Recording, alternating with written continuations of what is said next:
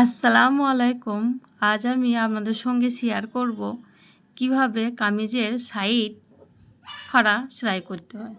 যারা সেলাইয়ের কাজে একদম নতুন আছেন তারা ভিডিওটা স্কিপ না করে দেখতে থাকুন, সহজেই শিখে নেবেন। প্রথমে আমি বডির মাপটাকে নিয়ে নিতে হবে। আমি এখানে বডির অনুযায়ী আমি সেলাইটা করে নিচ্ছি।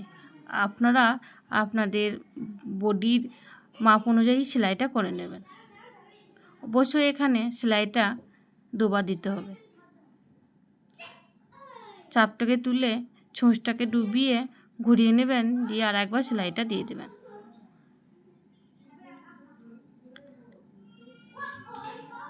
সেলাইটা এখন আমার দেয়া হয়ে গেছে। এইভাবে দুই দিকে সেলাইটা দিয়ে নেবেন। এখন যে কোনো এক সাইডে কাপড়টাকে নিয়ে নেবেন, দিয়ে একবার ভাঁজ দিয়ে আর একটা চিকন করে ভাঁজটা দিয়ে দেবেন।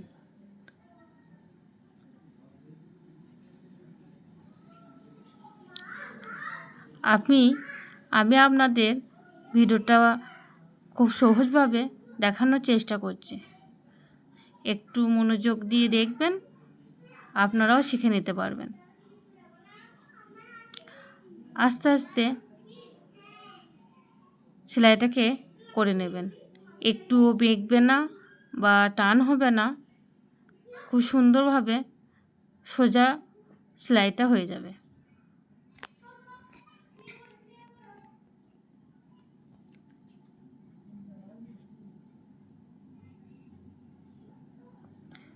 এখানে আস্তে আস্তে সেলাইটা করতে করতে চলে আসবেন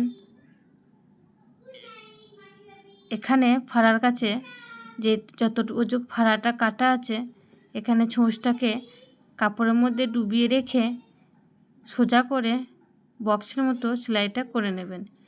দিয়ে সেলাইটা করার পরে আবার ছুঁচটাকে ঘুরিয়ে চাপটাকে ঘুরিয়ে সেলাইটা দিয়ে নেবেন।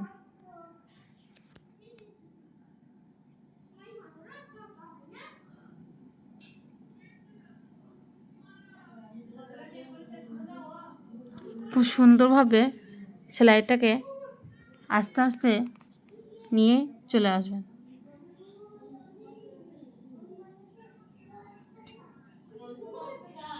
আমি আপনাদের একটা সাইড দেখালাম, একই নিয়মে ওই সাইডটাও করে নিতে হবে। এখন আমি দুই সাইডেই সেলাইটা করে নিয়েছি। এবার যে কোনো একটা সাইডে ধরে পুরো রাউন্ড করে সেলাইটা সিধা করে ঘুরিয়ে ঘুরিয়ে সেলাইটা চারিদিকে করে নেবে।